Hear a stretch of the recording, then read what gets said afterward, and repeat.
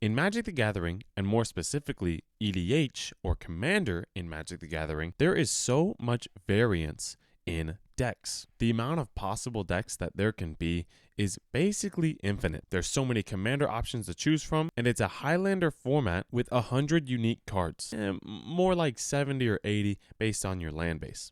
In a game such as Commander, there's so much complexity in decision making, card choice, deck building. Who do I attack first? How fast do I want to go? What is my power level? What is my deck trying to do? Magic is already a complex game. Now imagine almost doubling the deck size and adding 2 more players to it. The game just got that much more complicated. It's a very interesting and unique game with a lot of complexity to it. It takes newer players quite a long time in order to get used to playing the game and to truly develop the skills to kind of know what they need to do. For me, before I got into Magic, I had already played card games for so long, so it didn't take too long of adjusting to a card game like this. But complexity can be quite a big factor as to why people don't want to play the game and maybe don't want to get into it. More complexity also contributes to a lot of older players that maybe have been playing for quite a long time kind of get turned off from the game that they once loved because of how complex it's become and the crazy game that it's turned into. So today, ladies and gentlemen, I'm going to be making an argument for the simple Commander deck. The very simple deck, one with a simple game plan, simple gameplay loops, and a simple and clear goal to get to the end of the game. These decks often can be described as pretty boring, sometimes maybe described as ineffective, and a lot of times, especially as Magic players, we might be a little bit reductive about decks like this because we love the complexity of Magic. So why not have a complex deck? I'm here to tell you that I think that simple decks are actually an amazing part of Commander at all levels of gameplay: budget, pre-con, high power, and CEDH. Simple decks are an amazing include. Simple decks are an amazing source of fun. Simple decks are a great option. Ladies and gentlemen, my name is Deck Driver. If you are enjoying this kind of content, please leave a like and please subscribe to the channel. Enjoy the video. So as someone that has talked about the love that I have for the game and how I love complex solutions to deck building, gameplay, and just overall the game of Magic, and knowing the complexity that I love having in deck building and gameplay, you might be wondering why I'm now making the argument for simple decks. Decks that don't require a lot of decision making, have very simple gameplay loops of doing the same thing over and over that could get monotonous and boring, and decks that might just be really easy to pilot. The first reason I'm bringing up why simple decks are actually a really great include is because sometimes you just want something that is an easy gameplay loop so you can sit back and relax. Yes, I love having that little bit of stress of always having to figure out what is the correct move. What am I supposed to do next? Who should I be attacking right now? Who's the biggest threat? Who's bluffing me right now? That's always fun for me. However, there's some times where you just want to play the game of Commander and you just want to hang out with your friends. Of course, maybe you still want to win and you're still trying pretty hard, but you don't want to have to think about all the little game actions that you might have to do while playing the game. There's nothing wrong with draw for turn, play a land, tap my creatures and attack, pass the turn. Draw a card, play a land, cast a spell, tap my creatures to attack, and pass the turn again. There is nothing wrong with that. In fact, that might actually be a very effective strategy when it comes down to it. And decks like that can easily win the game. Taking my Othari deck as an example, that deck had a very simple gameplay loop. I wanted to hit my land drops, I wanted to swing with Othari, I wanted to play an extra combat or 2 on my turns, and I wanted to hold up mana between turns for protection for Othari. The gameplay was very simple, very easy, and it allowed me to focus on other parts of the game. I could chill with my friends, I could try out new methods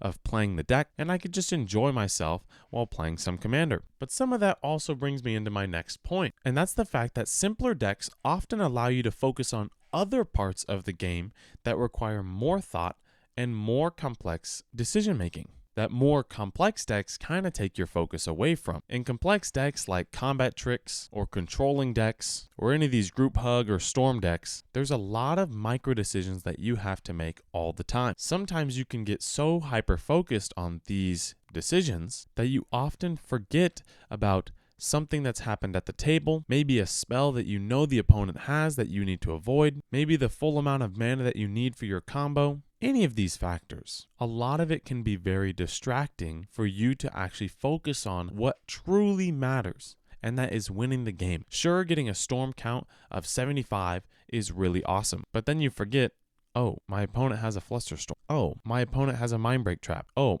my opponent used a Teferi's Protection. A lot of these things you might actually forget about as you're playing the deck. Because there's so much micro gameplay that you have to focus on when piloting your deck, you can often miss the bigger picture. If you've ever played a different game like League of Legends or Apex or Valorant, oftentimes coaches will tell you and recommend you to play the simpler characters. This is so you can get the mechanics down as fast as possible and you can start focusing on bigger parts of the game, like the macro decision making. Where do you need to be at all times? Where should you be looking? Where should you be moving to?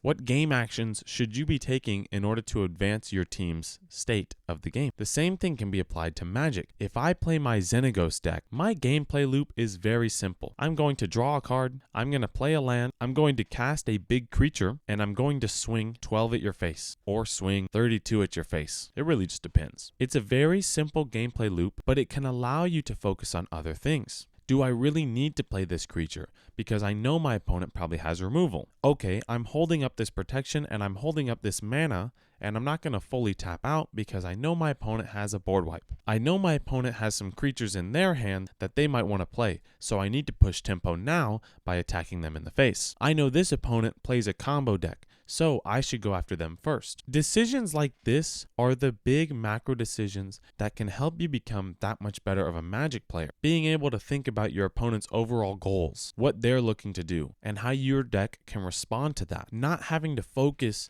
on the micro details of what your deck is doing and being able to focus solely on what the other decks are doing is going to put you in a great spot to start winning games more. For me personally, when I play CEDH, I love playing Rocco Cabaret Caterer. It's a very simple deck that's looking for just a couple of win conditions through its command zone. You're usually looking for a dockside line and you're trying to make infinite mana so you can get all your creatures out for your creature combo. You're maybe also looking for a birthing pod line or a Vivian on the hunt line. It's a very simple deck that doesn't require a lot of learning to be really good at. So instead, what I'm focused on while playing the game is understanding my opponent's timings, what combos they might be going for, and when I can push for my wins because of maybe them using interaction on other players, or understanding that their hands are low and they're tapped out so I can go for my win. Because the deck has a very simple play pattern and very simple win con, I can focus on the bigger picture while my opponents are sitting there fumbling with their cards, trying to figure out their Thrasios combos or trying to figure out their Underworld Breach line. I don't have to think about any of this. I can just do my thing and play my creatures. Because of this simple gameplay loop, it's actually pretty simple to build decks around this. There are so many decks out there that can have a very simple gameplay loop that can also be very, very effective. Take my Edric deck as an example. Now this deck is definitely a powerful one. You can ramp it up to wherever you can play it at a CEDH level, or you can just use it in a casual pod pretty simply, as long as you just take out the fast mana and maybe take out a few of the turn spells. Edric has a very simple gameplay loop. You untap, play a land, you play a small unblockable creature, you swing with those small unblockable creatures, and you draw a bunch of cards. You then pass while holding up interaction and holding up protection for your board. Then when it's your turn again and you have enough mana, your gameplay loop goes to this: draw, play a land, play an unblockable creature, swing out, draw some cards, play an extra turn spell. From there, you try to chain as many turn spells as you can together so that you can hopefully win the game through combat damage. You run a bunch of overrun effects, and you try to get ways to make more mana so that you can hopefully pay for something like a Finale of Devastation or a tutor for a Crater Hoof Behemoth. This deck's gameplay loop is very simple, and yet also very, very effective. Maybe take a look at some of your decks. How can you make your deck more simple to have a more clear game plan so that you're not having to fumble through your deck or fumble with your cards or figure out a line that you might need to rehearse? You might not need to do any of these things. Try to take a look at your deck and figure out, how can I make this an easier deck to play? The easier your deck is, the better a player you can become at not only playing the deck, but also being able to take a step back and look at the bigger picture. Simple decks really are quite a joy to play, even if they might get a little bit boring sometimes. Ladies and gentlemen, my name is Deck Driver, and thank you for watching this video.